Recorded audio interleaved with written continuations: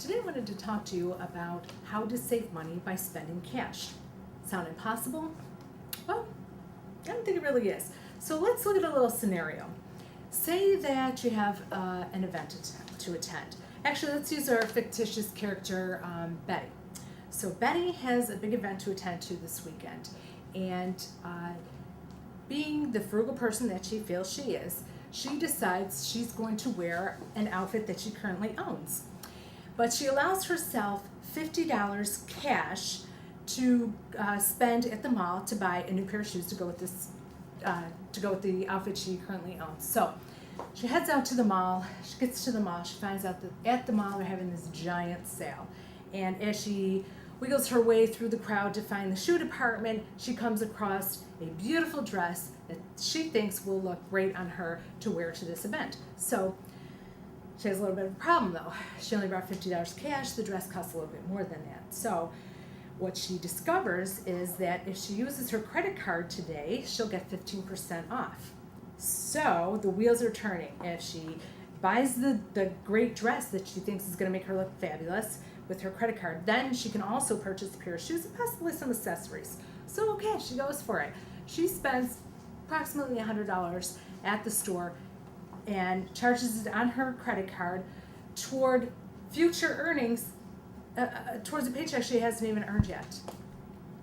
And she walks out of the store with the same $50 cash in her pocket. So she thinks this is fabulous. She thinks this is a great deal. And you know how that goes. If it's too good to be true, it probably is. And why is that? Well, let's think about this a minute. Why do stores only offer 15% discount, or any type of discount for that matter, to credit card customers? Why don't they offer those same discounts to cash customers? Well, why are people who use credit cards provided a better deal than cash customers? Well, let's think about this a minute. Let's look at our scenario again.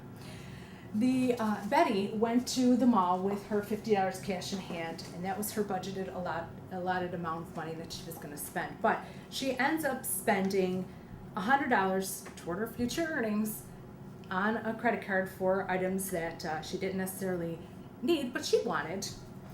So she'll probably, if she's like most people, she'll probably end up spending that $50 cash that she has in her pocket probably out that night after the big event she attends. She'll probably go out with friends, spend that money somewhere else, or maybe the next day, maybe she'll go out to lunch. You know how it goes. So in reality, she will probably have spent $150 that weekend, which is 3 times the amount that she budgeted herself to spend. She definitely spent 2 times the amount because she's spending the money on her credit card, the $100 for the purchases she made at the mall, when she really only set out to spend $50 cash on a pair of shoes. So what would have happened is Betty would have saved money if she would have spent just her cash. Save money by spending cash, not by using your credit card. When you use your credit card, you end up spending more money than you actually have. So you can save money by spending cash. So, based on that example, did Betty really benefit from the use of her credit card? No, not really. So, if she doesn't benefit from the use of her credit card, and I'm not going to benefit from the use of my credit card, well, who benefits from the use of credit cards? Well, that would be the credit card company, of course. The credit card companies and their CEOs. Because credit card companies literally bank on the fact that people do not set budgets for themselves. If you do not set a budget for yourself, you are likely to go out, use a credit card, and spend more money than you actually have. You are spending your future earnings, a paycheck you haven't even received yet, on items that you want, not necessarily the items you need. According to financial guru Susie Orman, the goal of a credit card company is to keep you in debt. To keep you in debt. How do they do that? Very simply. And most people don't even realize this is happening. When you purchase items and you put them on your credit card, the credit card company bills you only 2% of your total balance. And they hope that you will only pay that minimal balance, that 2%, in order to keep you in debt. They want you to have a running balance all the time. And then they'll offer discounts for you to purchase more items. They want you to continuously spend money so that you keep racking up that big balance on your credit card bill so that you will only pay that minimum balance of 2% so that you have that constant balance, because they profit from your debt.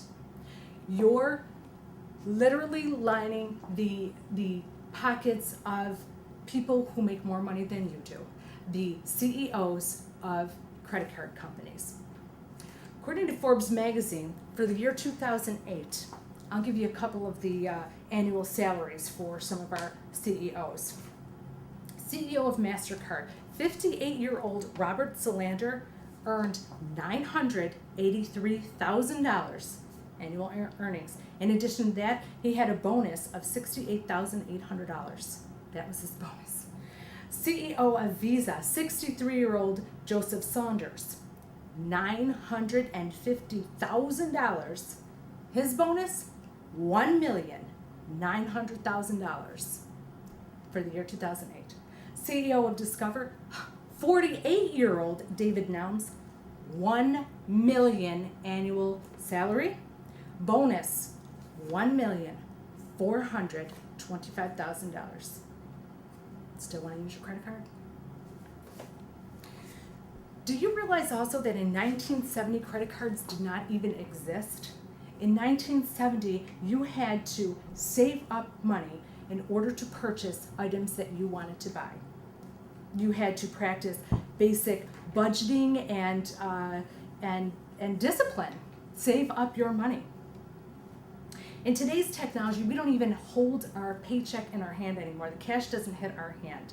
With automatic deposit of our paycheck by our employer and automatic payment with the help of our banks, you can make payments without even counting out the cash in your hand.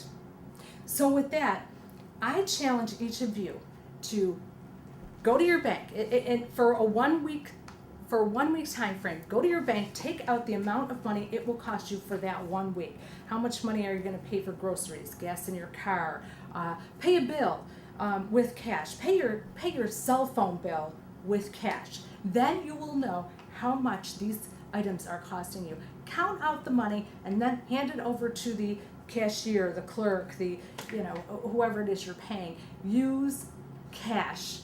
That'll give you a better idea of how much money you're spending and how much money you can save by not using a credit card. And of course, our other visual aid here is showing us that the rich do get richer. That's off of every credit card that you use. The CEOs of those companies only benefit from your use of credit cards. The more you spend, the more they make. So if you're having trouble using your credit card, there are a couple of things that you can do. One of the best examples I've ever heard or read about is you can take those credit cards right out of your wallet, put them in a cup of water, put that cup of water in the freezer, freeze your credit card. That way, you cannot use your credit card. You cannot just take it out and hand it to the clerk to pay for your items. If you want to purchase something, you would actually have to take the cup out of the freezer, set it down on the counter, wait for the cup of ice to thaw in order to take your credit card out. Those simple practices should be used when you want to make a purchase. Go to the store, look at the item, come home, think about it. Think about it. Give a cup of ice time to thaw before you run back up to that store and make that purchase. Or better yet, if you see an item you want, go back to the bank, take your money in cash out of the bank, go to the clerk and count out those dollars and pay for that item. Pay for your item with cash. You can save money by spending cash. So I hope you're all up for the challenge. I hope to talk to you all next week, and I hope to find that you were a little more cognizant about the use of your cash dollars. Thank you.